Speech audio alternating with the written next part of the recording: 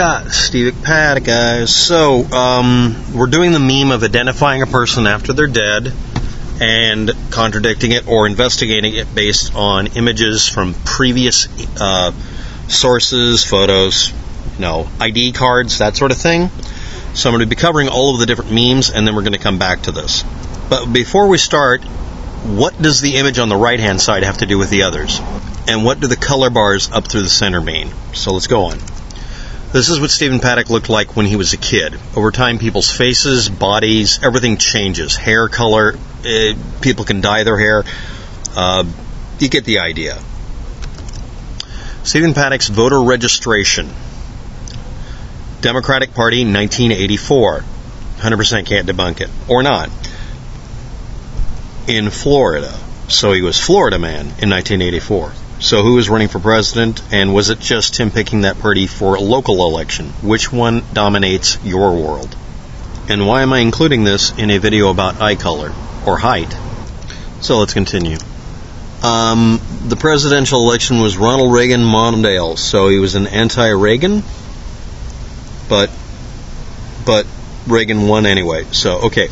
I don't think that indicates Antifa or whatever, but I'm just bringing that up because, well, what color is Ronald Reagan's eyes? Can you remember that? Just saying. So anyway, here we go. Stephen Craig Paddock, a private pilot's license. He needed to wear glasses. Apparently, he was farsighted. And this is from 2003 to 2008. I did a video about this already. It doesn't have any biometric or physiological or physical data to it. Let's look for some other official pieces of paper. Oh, look. A fishing license. May 31st, 2010. And it stated weight was 225 back in 2010. And his hair color was burr. Okay. Maybe it was bronze. Next, eye color is apparently a letter B, not enclosed, and then something done poorly. This is I'm going to just say this up ahead. This is a useless document to try to confirm what his eye or hair color or height or weight is, because it was hand filled out and it might be 6'1", 6'4", or 6Y. So maybe he occupied an extra set of dimensions or something. And this was Alaska. To heck with Alaska. No, I'm just kidding. Whoever filled it out, it could have been him. It could have been just filled out by the person talking to him. Anyway, it indicates his birth date. That's useful. And I like the thing they're censoring out is the frickin' California ID card, so that maybe we can try to get that one and get a better piece of information as of 2010. So let's go to the next piece. This is his passport. The only thing blanked out in it is a very simple piece of information.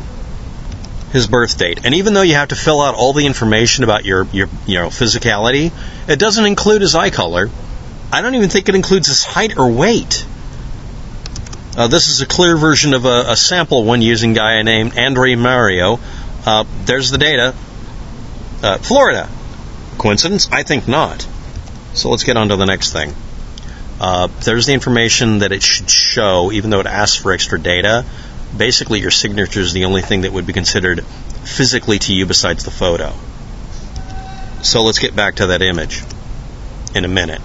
Let's do this. The body bag seal, time, hair gray by that time, eyes listed as brown and later light, according to another thing, 24 pounds, and his height was 73 inches. Since the only other piece of information we got that indicate height says he was 6'1" or 6'4", a simple informational request. If he was 6'1", that would make him 73 inches, wouldn't it? Instead of 6'4", because it doesn't necessarily look like a 4. Okay, now I'm going to get onto the image. On the left is all the different depictions of his eye color. The midband is each eye with the majority color represented as a bar, so you can see how it represented his eye color based on that image that's JPEG to hell in every single case. Warning, websites occasionally, but definitely every image editor you've ever used, will alter an image if it's a JPEG especially, and there's not much you can do to clean it up, and Photoshop is absolutely notorious for insisting on repacking an image unnecessarily even when you tell it not to. That and the fact that every single newspaper I got these images from refused to post exact hour, minute, and second when the images were put up so I could get the newest or oldest versions and compare them, and also where they got them from and the highest resolution. I need the raw images that are as old as possible from the original sources, and they're just simply not available in many cases. And I gotta, again, the difference in eye color between each eye in the same photo is rather striking, except for the second one from the bottom. So the only most consistent color we get is effectively gray, but different lighting would show it to be blue. And if you look at the eye as a whole, you get to have a different image in your head, because your mind will do something with it as well. Our perception of color, shall I bring up the blue dress? Add to this the fact that every single website resized and redid all of the images and recompiled and recompressed them and added them to other images. If you even do one dot on an image, it's of a JPEG or whatever, it starts rebalancing all the colors for it to make it more pleasing to the eye, and that messes with the color scales. And because of this odd tendency of autocorrection, if you just crop an image, it usually messes with it. To keep that from happening, I'm using an image editor that's, it's beyond Photoshop. I'm using stinking Windows Vista Paint, or Windows XP Paint in this case, because it won't edit anything automatically because it's too stupid to try to autocorrect anything. And I'm not even sure of that. Okay, and finally the reveal, that blotch on the right side, that's the image with the part that was gory edited out of the image of Stephen Paddock laying on the ground dead. That's his eye that was visible. That's all of the different colors represented in it. So we get primarily browns. We also get nearly purples that are faded out. I'm going to leave this up for someone to look at. Plain and simple, it is in the eye of the beholder. And I'm not doing that just as a joke. If you want to analyze these things, as someone pointed out tonight that I was talking to, and there's an interview associated with it, if you want to do image editing and image analysis of this kind, it's futile.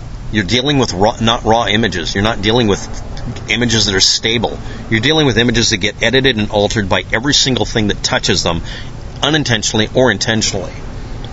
And trying to gauge any of this is a waste of time. And the fact is that confirmably, even according to skeptics, half-truthers, and conspiracy theorists, all of the eyes on the left side are from the same human being, and they have that much color change. And I'm not trying to dink it around too much. I'm actually picking the part of the image that has the most likely result of being the real color.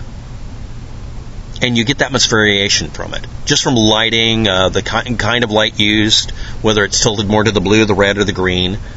And on the right side is the only image everybody is disputing, or was, and it's of a dead guy. And then a report where someone just kind of guessed at the color, or somebody putting in his own eye color a long time ago, and it's not a distinctive word. So, I'm sorry. This is a wild goose chase. This is keep an idiot busy mode. But I'm redoing a previous video because in that original video, I was a little bit mean or terse to people. And it wasn't appropriate, and I'm sorry. Next thing I want to point out, as you're looking at the image when you download this image, by the way, do you notice that you sense black blocks between the X points? That's an interesting visual effect that human eyes have. We're not perfect any more than the computers are. Okay? Okay. Thanks for watching. Have a good day. Good luck with that.